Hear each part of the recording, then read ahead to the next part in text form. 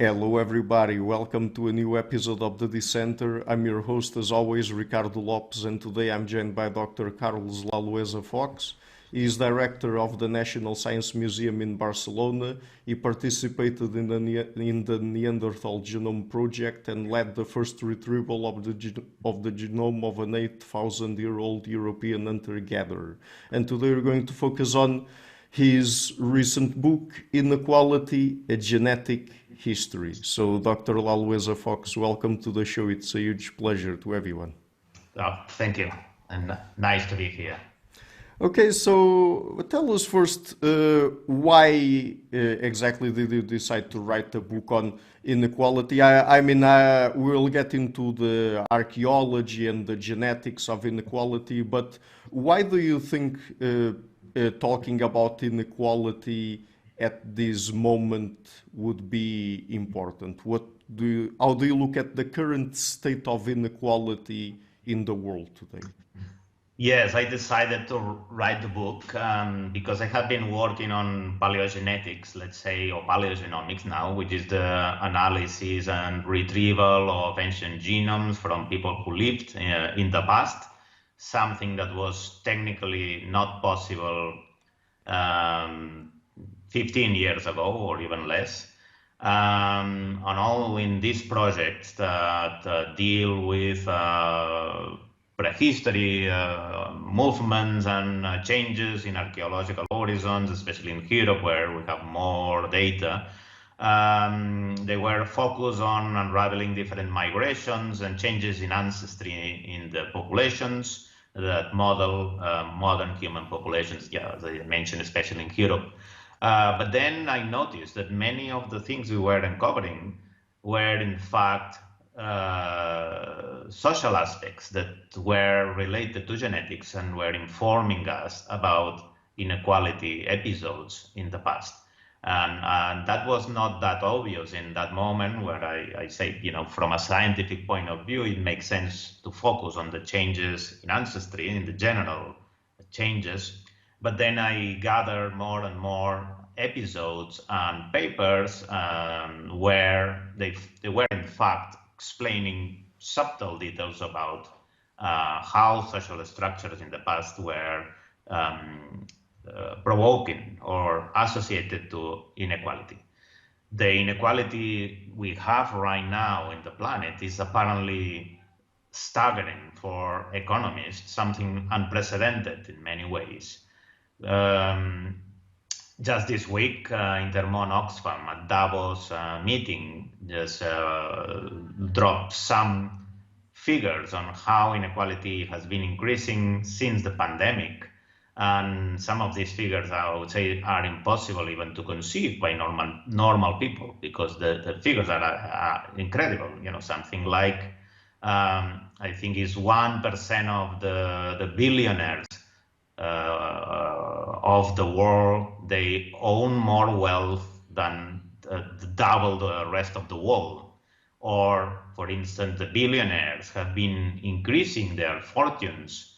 I think it's $2.7 billion per day in the last year. So that's obvious that is a concern, not because the possible implications we have at the social level, of course, and poverty for everyone except for very few people, but also because the scale is unprecedented and I guess is related to the globalization. So we have now the possibility of being a wall-scale billionaire, something that didn't exist in the past. But it is a concern, but in what ways exactly? So, what are, for example, the social and political consequences of inequality?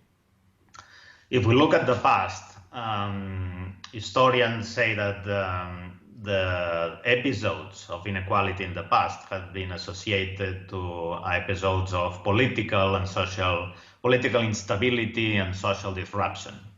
So I think the concern is essentially because of this precedent. And of course, the first people interested in trying to correct somehow the inequality are going to be the billionaires, let's say, because is in their interest the stability of the system.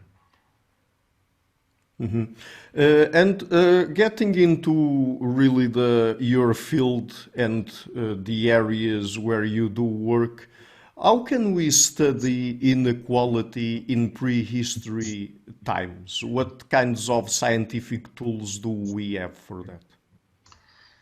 Let's say that the traditional way is trying to understand what means inequality let's say, in the archaeological record. No? But before the arrival of genetics that can give voice to anonymous people by thousands, that was kind of difficult. Of course, we have in the archaeological record, we have many indications of social inequality. Let's say, for instance, huge tombs made with effort from whole community, sometimes during weeks, sometimes during years, like let's imagine the Egyptian pyramids for just a single person. And that's obvious that we are dealing with a hierarchical society with an extreme inequality, because all the resources, sometimes the resources of the whole country, with thousands or of tens of thousands of people working for a single person. But then, of course, this is exceptional. And then there are much more subtle scenarios where you are dealing with a certain level of inequality, but you are not sure how to interpret them, because the fossil, or the archaeological record has, their own aspects.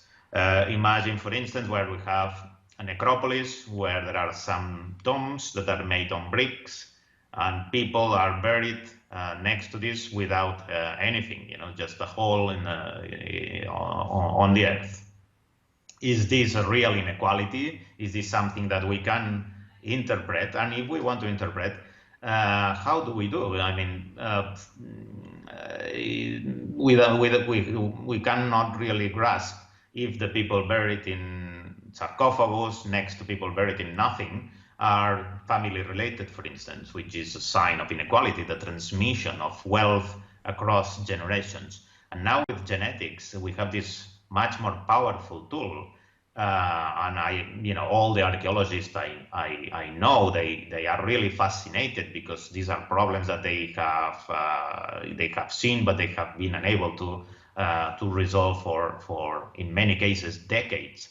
And we can check, for instance, the kinship relationships of the people buried in a particular necropolis, and uncover that they are family related or not. And we can also obtain the information about sex, which sometimes is not that obvious, depending on the fragmentation of the skeleton, etc.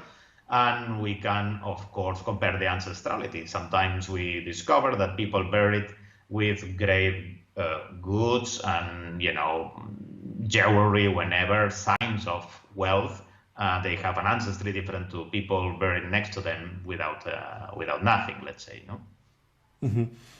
Talking about the biological factors that also sort of intermingle with the genetics, in the book you talk about several different, I think, biological mechanisms, or in this case related to sexual selection, that might contribute to inequality. So could you tell us, for example, about assortative mating? What role does it play here?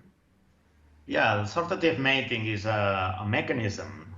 It operates I would say, in all the animal world, but in human societies, it has been operating in the past very clearly. For instance, in the caste system in India, and essentially is that, contrary to some beliefs, and some Hollywood films where the people are searching for for their partners across the world.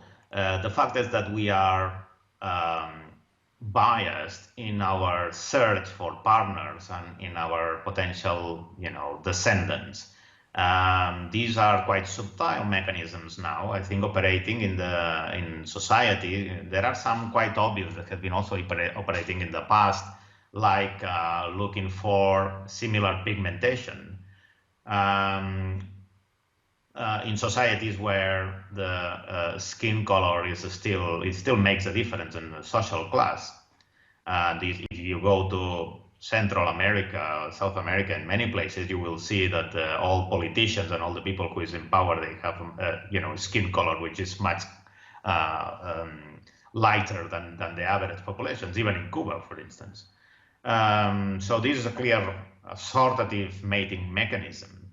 But another one that is operating now in the last decades and has been studied, especially in the United States, is the educational and socioeconomical status. So the people is now the trend is looking for your partner, let's say, in the same social status. And this, of course, it means that there is an underlying genetic background also when you choose a particular partner. There are many interesting studies on the assortative mating mechanisms, even besides the pigmentation. But what I think interesting on that is that it's kind of subtle and not that obvious, but it's still operating in our societies and having a genetic impact. Mm-hmm.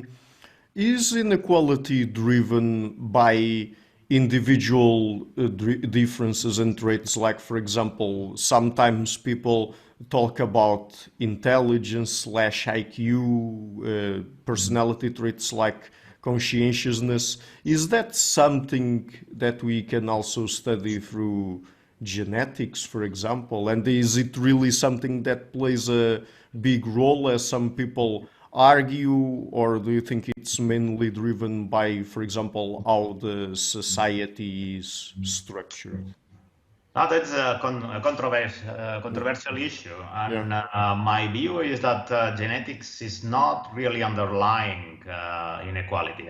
Inequality is modeling the genomes of our societies, and it has Okay. been in the past. So that's the point of my book. Yeah. But I am not really a supporter of the opposite. Let's put some examples. Again, there are many studies that show, for instance, the salary. If you are a woman, even in Europe, your salary is on average 16% less than if you are a man. In the States, there are studies that show that if you are tall and blonde, your salary is also higher than if you are, short and dark. If we accept that this is genetically determined, then we should assume that taller people are clever or whatever than shorter ones. So I think that what we are seeing here is, in this case, an unconscious mechanisms of prestige and whenever you want to call it in private companies, especially. But my view is that what you mentioned, I think what is operating here are social mechanisms and connections. Some are conscious, some are unconscious, but some are clearly conscious because they are associated also to family names. It is something that has been studied in some European countries that are supposed to be, meritocracies. And depending on your family name, your salary is also higher than the average people in the same country. And this, again, for me, is an indication of social networks that are operating in a very subtle way in our societies. And how do we study genetically unequal reproductive patterns, for example? Yes, we have several tools. That's very interesting from a genetic point of view. We inherit our nuclear genome from our parents. Each one is a 50%, let's say, donor of our genome because we have 2 copies of our chromosomes. But there are some markers which are inherited only from one side. In males, we have the paternal chromosome, the Y chromosome, which is inherited from fathers to sons, but not, of course, it's absent in women. And from the other side, we have the mitochondrial DNA, which is inherited from the mother. So I have the mitochondrial DNA of my mother, and I have the Y chromosome from my father.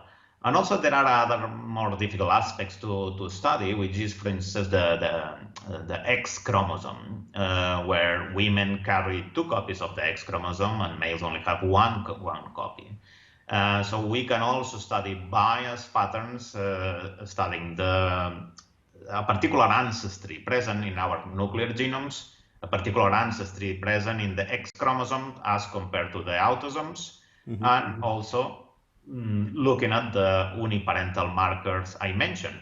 And then when we do that in some modern populations, for instance, not only those that are in the Americas continent that have been shaped in the last 5 centuries of admixing, we discover these incredibly biased patterns in some populations. All the Y chromosomes are, let's say, from one population, from one continent, and all the mitochondrial DNAs are from another one. So what happened, what impact did it have on inequality when human societies transitioned across the globe from a foraging lifestyle to a more agriculture-based one? Yeah, it's obvious that the arrival of the agriculture, it represents fundamental change in human societies for many aspects. The obvious one is they became sedentary, something that is impossible to do if you are, let's say, a hunter-gatherer. And also an increase of population, domestication of animals and plants. But I think it's crucial, probably the aspect of that you can accumulate resources, which you cannot do when you are, moving every day from one hunting place to another. The agriculture is the arrival of agriculture is an opportunity for inequality, because you have a good year and you have a lot of weeds that you can make in storage for the next years, but other communities around don't have the same situation, or you have good years with your livestock of cows and sheep whenever, and again you can store it. And this creates opportunities for not only for hierarchical societies, maybe also from technological advances, maybe for art. Maybe most of the art we are seeing in the prehistory derives, of course, from inequality, from people who has this excedent of wealth to make nice sculptures or things like that. But I would say that I am not convinced that the previous way of life, the hunter-gatherer way of life, it was an idyllic society where no violence happened at all. In fact, we are now getting more and more evidence from the fossil record that there were episodes of massacres, of violence that we can recognize very easily in posterior societies, in these hunter-gatherer societies previous to the Neolithic ones. But in hunter-gatherer societies, even where we find inequality, it's usually much more limited than in agricultural and industrialized societies, correct? Yes, clearly they are in many ways more equal societies, probably because what I mentioned and the possibility, everything you have to carry it to, by yourself. Even if you make someone to carry it by you, is very limited the amount of things you can carry. And also, I would say that because we are now dealing with times that are quite far in the past, it's much more difficult to understand what the few things we find in the archaeological record on those periods, what are telling us in terms of inequality. I would say if you have a small sculpture made of ivory mammoth buried with you, what does it really mean in terms of, because the societies were quite different and difficult for us to understand. But clearly, yes, as I say, there are some peaks of inequality and opportunities for inequality to develop. And hunter-gatherers are not especially unequal as compared to the posterior societies. So I want to ask you a little bit more about evidence from archaeology and then also about some historical events and, for example, population migrations that you talk about in the book that are good illustrative examples of how we can study this phenomenon. But just before that, let me just tackle one issue that I think is very important here from a genetics perspective. Are there any pure populations? That is, does the concept of race make sense from a genetics perspective? No, it didn't make sense even before, I would say. Now we are in the situation of understanding how the genetic composition of modern populations was made by all these changes in ancestry that overlap and so on. But even previous to this information, because this information derives, from the knowledge of having reference genome in the past from each one of these ancestry components. And this is not so obvious if you only have modern data. But even in those pre-paleogenetic times, let's call it 20 years ago, what happened is that populations where they have some geographical structure, but essentially when they looked at the genes or the variants in genes that are geographically structured, are those that are associated to local adaptation to climatic conditions, notably the pigmentation genes. They show a strong geographical structure, as everyone knows, but not the rest of the genome, especially the rest of the genome that is important for defining humans as a different species. Let's say genes related to language, cognition, even immunity in some cases, etc., and physiology. And so that was the whole point of geneticists couldn't see the biological meaning of races. But now it's even, I would say, worse for the racist people, because we have uncovered these layers and layers of ancestry that are overimposed, like in a cake, different layers. And then there is no obvious human population that could have only one component and could claim, being distinct from the other ones. And it's very difficult to hold this view when you discover that, for instance, in Europe, all the populations have these 3 layers of ancestry: the hunter-gatherers from the Mesolithic, the arrival of the first farmers years later, and the arrival of the steppe nomads 5,000 years ago, all overimposed in a slightly different ratios maybe, but clearly making them all very similar from this point of view. So it makes sense to talk about ancestry, but not race, right? Yes, clearly, because at least these components are possible to even paint the chromosomes and in different sections, because of course this is a mosaic at the end. It's not that you have one particular chromosome from the hunter-gatherers and another one from the steppe nomads. So this has become fragmented, and our genome is a mosaic of all these elements, but they are still quite different, and they can be recognized. So that's also interesting, because you can trace specific mutations that we have to one component or another. For instance, the mutations associated to lactase persistence, the capacity of digest milk in adulthood in Europeans, is found in the genomes of these steppe nomads. First time, it was absent before. So everyone who has these mutations now in their genome, at least that section of chromosome, derives from that particular ancestry. So getting a little bit more into archaeology, earlier you talked about how we can look at material goods that are found with dead bodies, with skeletons of people, like grave goods, for example, and also look at funerary structures. What about other kinds of material goods? Can we study inequality by looking at the homes people lived in, for example?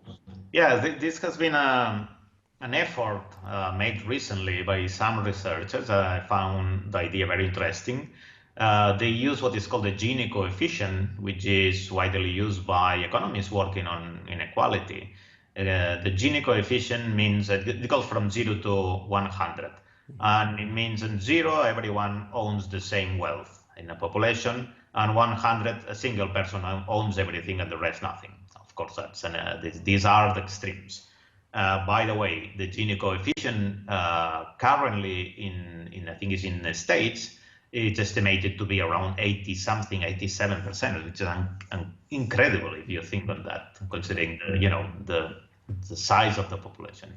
And then some archaeologists, they had the idea of applying the Gini coefficient to the past, studying the size of the houses, in particular settlements, because if the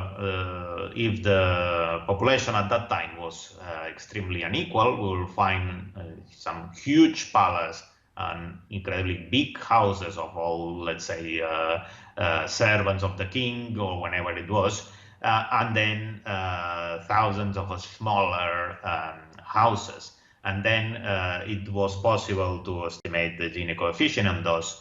It's just a much more objective view of the inequality. When they apply this to several historical settlements in Europe and in the Americas, some of them very well known, like Pompeii in Roman times, or Teotihuacan in Mexico, they discovered that they could place a single figure, a single number to each of these settlements.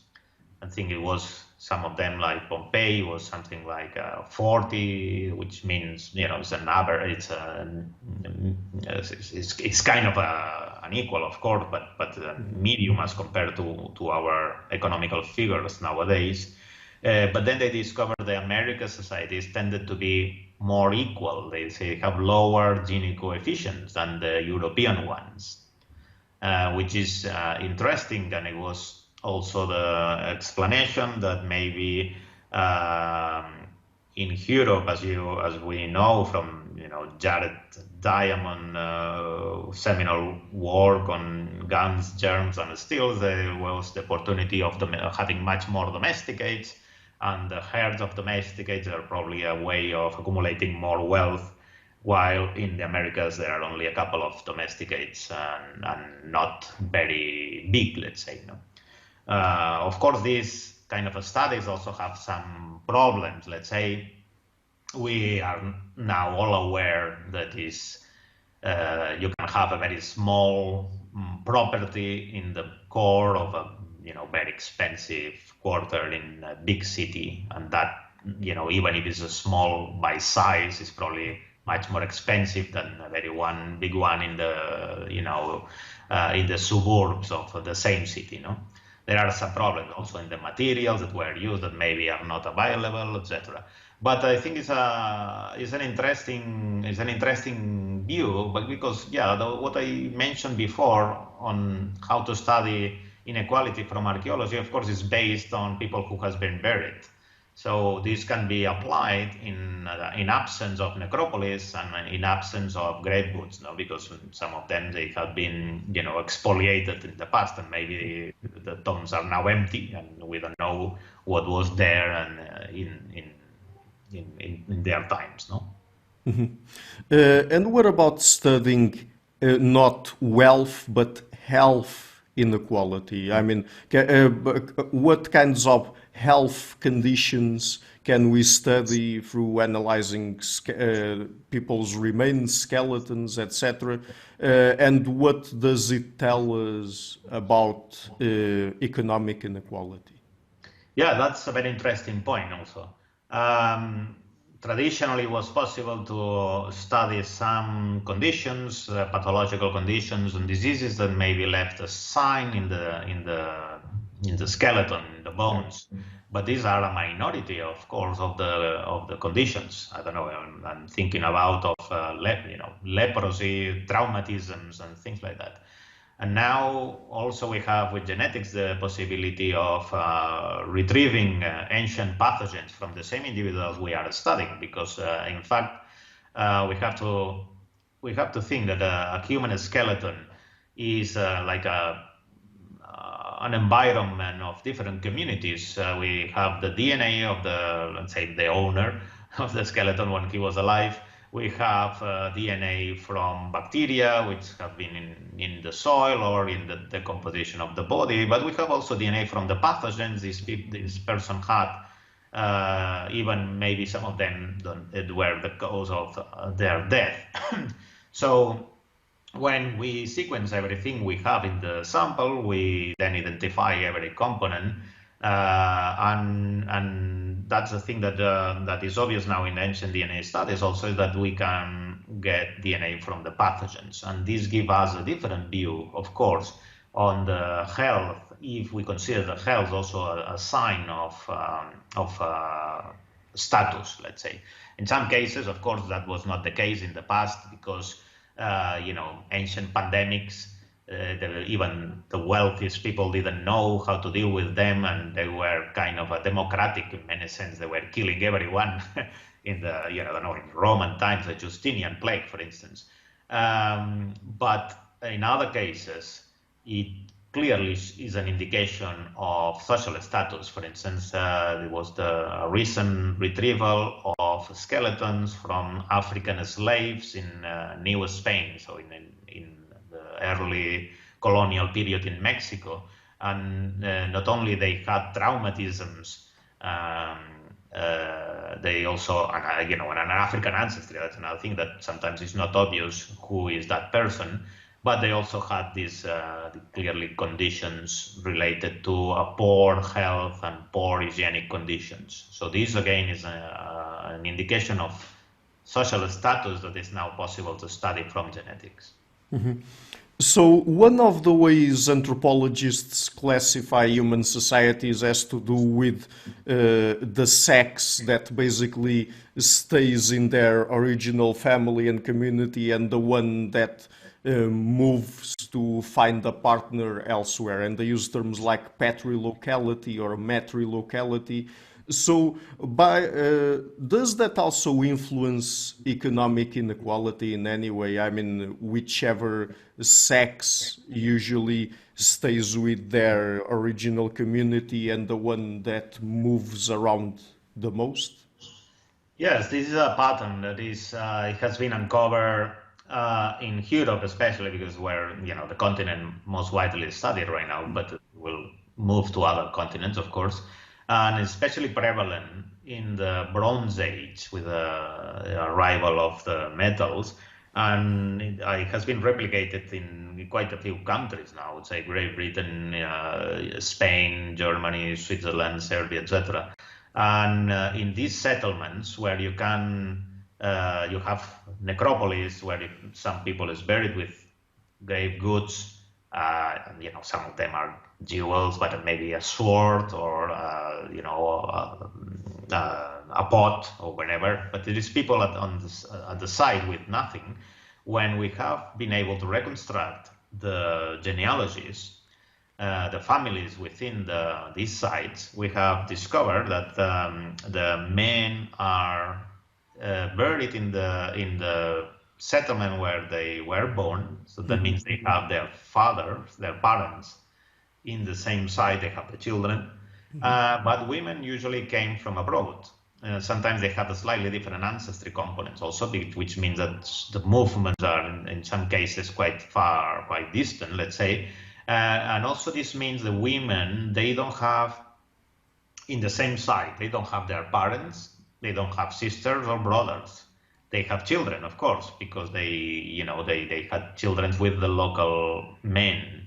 Not only that, sometimes in these sites, the daughters are not present. So there is a certain lack also of daughters unless they died, in infancy. So this clearly means it was a prevalent pattern of moving women between clans, between tribes, whenever you want to call them, while men remain in their own settlements. And of course, this is called patrilocality. Genetically, it means patrilineality because you can reconstruct the Y chromosome is inherited also as the wealth. But also, I think is in many ways patriarchal because clearly the man is in a position of power. He has all the family surrounding him, while the woman is in kind of a weak position unless she has a son or a daughter within the clan, the new clan. So please correct me if I'm wrong, but I think that looking back historically through a genetics perspective, we got to know that we have many more female ancestors than male ancestors. That is, there are many more women in our evolutionary history reproducing than men. First of all, is that correct? And if so, what leads to that gender bias in reproduction?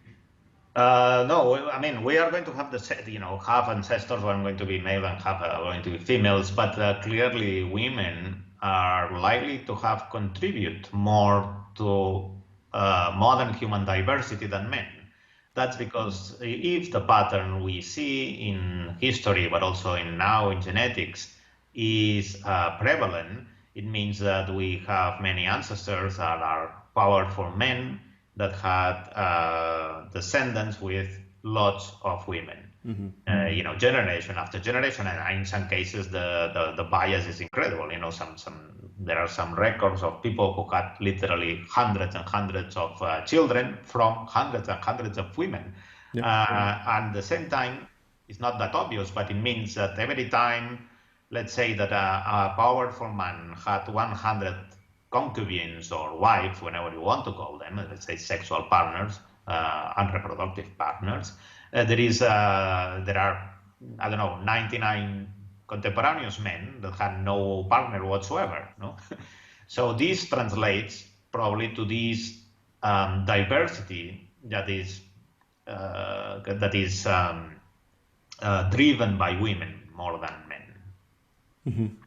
And does the mating system we find in different societies, like for example, polygyny versus monogamy, have any influence in economic inequality or not? Yeah, that's a very interesting question. First of all, it's unclear, I would say, what is the ancestral trend in our species. Because the sexual dimorphism is associated to male competition, as you know, and then it happens when there is a male that dominates sometimes a small group of females. This happens in deers and in primates, for instance, in gorillas. A male gorilla doubles the size of a female gorilla, and it has this small group. In humans, men on average are, I think it's between 18 and 21% stronger and taller than and more robust than women. So it seems, it indicates, I would say, some kind of competition between males, I would say. So it's not clearly a monogamous species, at least in a long evolutionary depth. On the other, how this translates to genetics is interesting, even in our societies, because again, there are some mechanisms that are not obvious, but they are still operating, which is the possibility of a man having, literally, in history, there are some cases in my book where there are reported 1,000 children, or 8,000 or 800, 500, 100. There is no woman who could have this number of descendants, of course. So that established the difference in strength, and also the possibility of a man of having literally thousands of descendants as compared to women. It does create that clearly creates a difference. But I would say that the mechanism is probably still operating in many ways. Even in my environment, for instance, I know I have a person I know who had children with 3 different women along the years, dominating their reproductive age, because of course that's another thing. A woman, it has a specific period of fertility that men can go on for many more years. So that means at the same time that other men that didn't have, of course, offspring. So this is still clearly operating in many ways and provoking a certain bias from genetics. I also, in my book, explain the case of the famous actor Anthony Quinn, who had, I don't remember now, but something like 11 kids from 6 different women. So is still operating as a mechanism. But I mean, there's no clear connection then between, for example, polygamy and higher economic inequality, or is there? Yeah. Well, I don't know. In the past, we should. It's difficult to know, because what happens also if you have many descendants is that your wealth, it goes divided in many ways, and now the trend, I would say, is accumulating it. So ideally, the people wants to have few descendants that where you could pass all their wealth instead of dividing it in sections, no? So yeah, that is a compensating mechanism probably. I don't know if the idea of having many descendants was the main goal. It was maybe a byproduct of having many sexual partners. That could also be an explanation. Right. So I would like to ask you about 2 historical events that perhaps you can comment on and tell us why you talk about them in the book and why they are illustrative of the kinds of things we've been talking about here. So, first of all, how the Americas got populated after the European arrival and the slave trade across the Atlantic. So, what happened there in terms of reproduction, and how can we see that in genetics, possibly? Yes, the Americas are an incredible social and genetic experiment, if you want to call it, because it implies a mixing of 3 different ancestries, because very distinct, because they came from 3 different continents. The Native Americans, the Europeans, and the Africans. But of course, what happened there is they didn't mix 1/3, 1/3, 1/3, and then they didn't even mix. So each continent didn't provided the same amount of ancestry, let's say, but also the gender was extremely biased. So between among these 3 components, when we analyze the modern populations from Mexico, from South America, Venezuela, I don't know, Colombia, there are many studies, and also in North America, a very interesting and specific case. What we discover in many cases is that there is an extreme bias from European males having children with either Native American women or African women, and the community that had less opportunities for reproduction are usually the Native American men, and then also the African, depending on the population, the African men. So this has created a pattern where in many populations that we studied, as I mentioned at the beginning, if we look at the Y chromosome, the paternal one, then we find in some cases, 100% of the Y chromosome are European. The population is a mixed population, clearly, and in many cases, you would say it is biased towards Native American, for instance, in talking about Central American. And then when we look at the mitochondrial DNA, in some cases, 100% is Native American, or 80% Native American, 20% African, not a single European woman in some cases. So the biases are extreme, phenomenal, and this, of course, is associated to a history of social discrimination and dominance. Most notably in the case of the Africans that were taken there as slaves. When we look at North America, the situation is quite similar. Now the Afro-American community that is having access to these genetic tests, they are discovering some cases, I would say with horror, that their Y chromosome is not African at all. Their Y chromosome is European. The mitochondrial DNA is African. And then even on average, their genome is, I think, is 24% European on average. So in some cases, it's higher than that. And this is a troubling ancestry for some of them. But it makes you think, of course, of what has happened there. And that we can still see that manifested in terms of wealth inequality across different social groups in South America nowadays. Correct. Yes, I think so. I don't know if it's clearly as studied as other societies, but there is a clear correlation between wealth and, for instance, pigmentation. And I think this pigmentation is reflecting genetics, of course, in countries like Brazil, for instance, or even countries, communist countries like Cuba.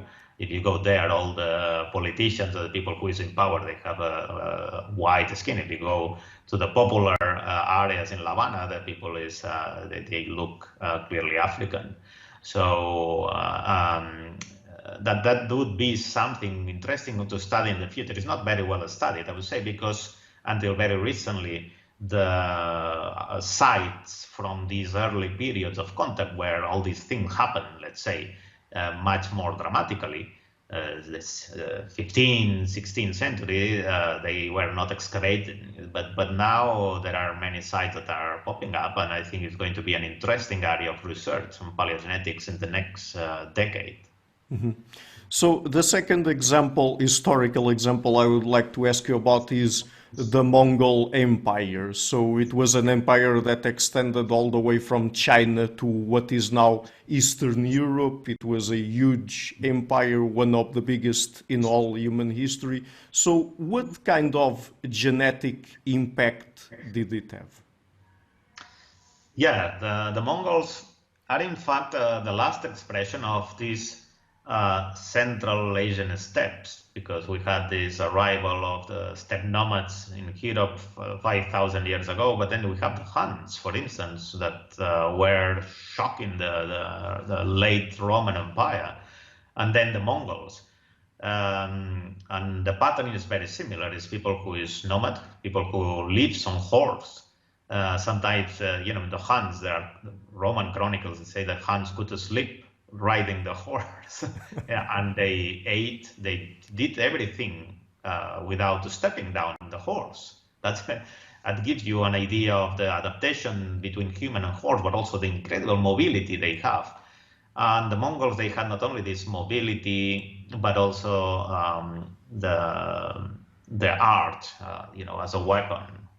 And then, of course, when we look at history, we discover they created a huge empire. But then, generations after Genghis Khan, their sons were also Khans. Their grandsons were Khans. Some of their grandsons were still Khans. I mean, they had huge resources. They had these enormous extensions of areas. And Genghis Khan had hundreds of concubines. and all their sons, all their grandsons, they continue. Kublai Khan, who established a dynasty in China, also had these numbers of wives.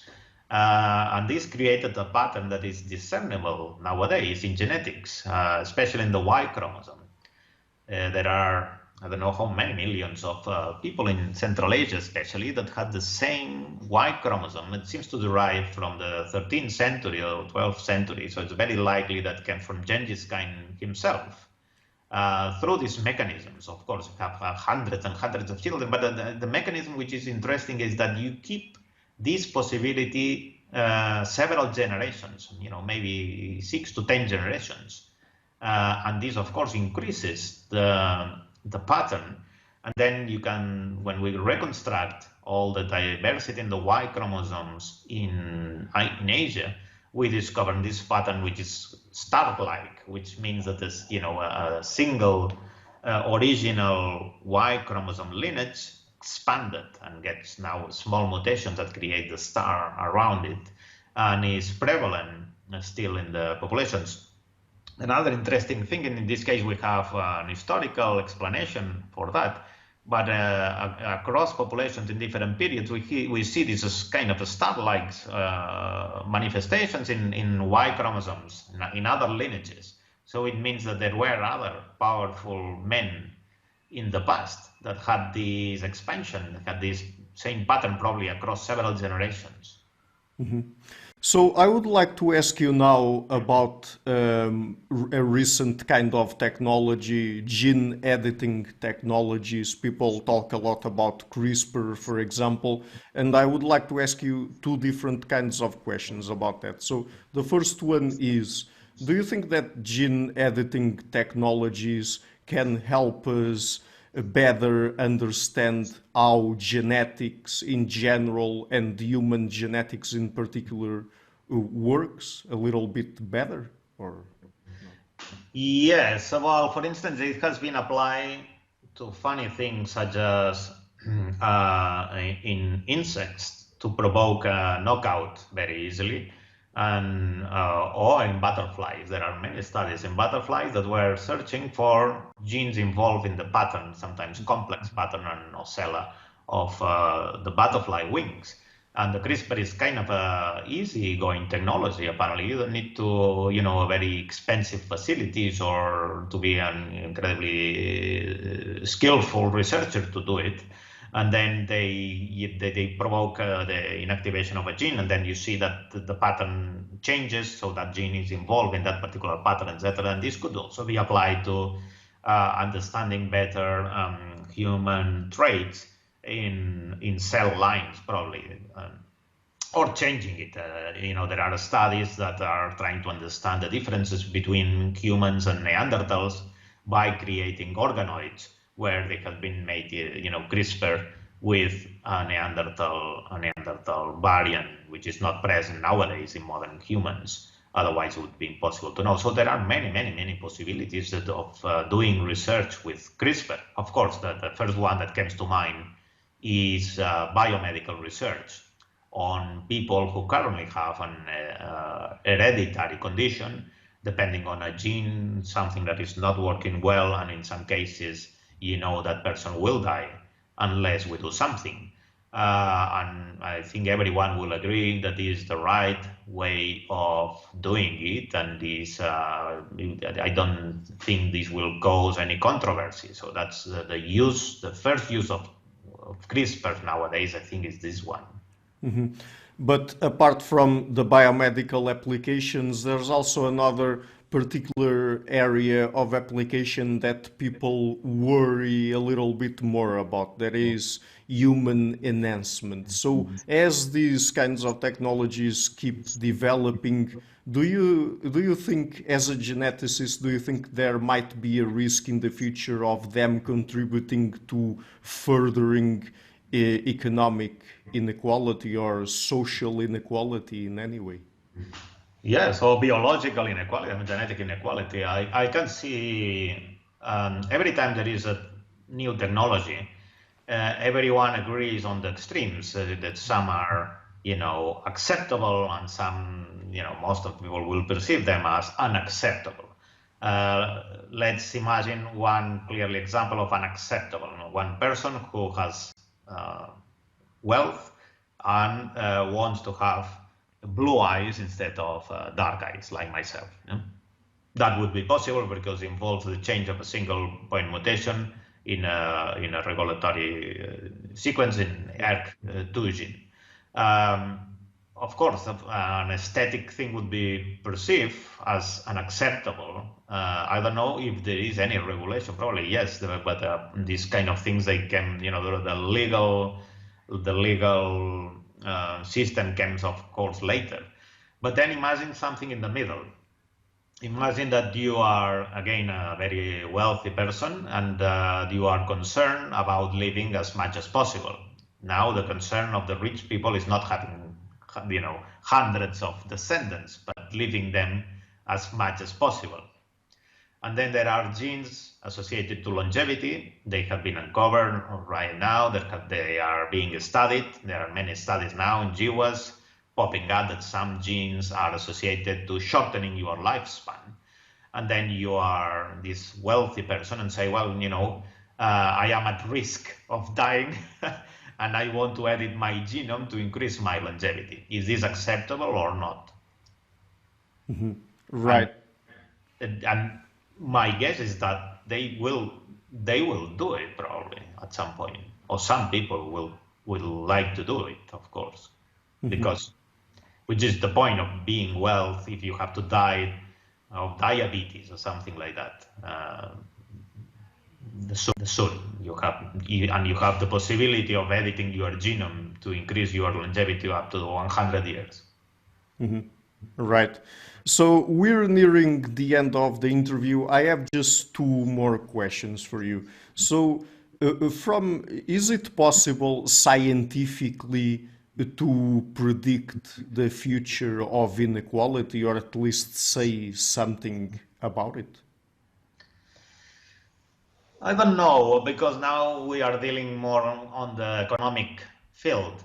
However, we can look at the past and see past episodes of increasing inequality, how they have ended. And there are studies on that. And it seems that they always ended very badly, let's say. So, and remember that probably these past episodes of inequality were not as extreme as the one we have now, because we are in the globalization, etc. So you can be planetary rich, and even if you were Genghis Khan, he was not planetary rich like now. When we look at the past, we discover there are maybe 4 mechanisms of ameliorating inequality, but these mechanisms are war, state failure, general pandemics, or revolutions. In some cases, it's not that obvious. For instance, the French Revolution, it lowered a bit the inequality existing in pre-revolution times with the French nobility and so on, but just few level, and this is because probably what that was there is just an elite replacement, something that maybe also happened in the Russian Revolution.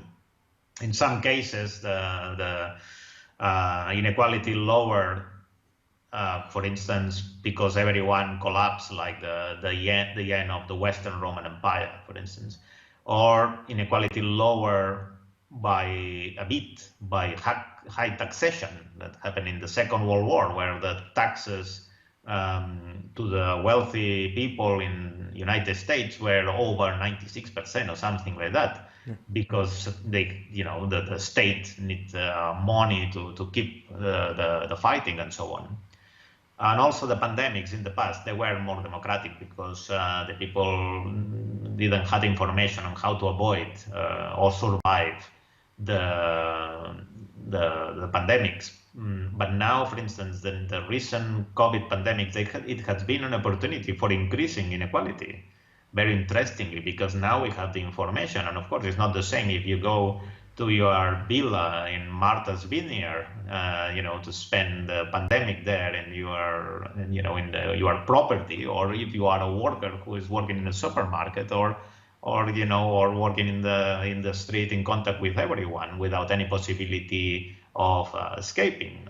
So those are the mechanisms they have been operating in the past, not very efficiently, and in most cases traumatic, to correct a bit the inequality level. You will see what we are able to do in this case now. And my last question will be, there are certain people that like to look at features of particular human societies and say that, and naturalize them and say that they are inevitable, like in this case, economic inequality, or at least big levels of economic inequality as we have now.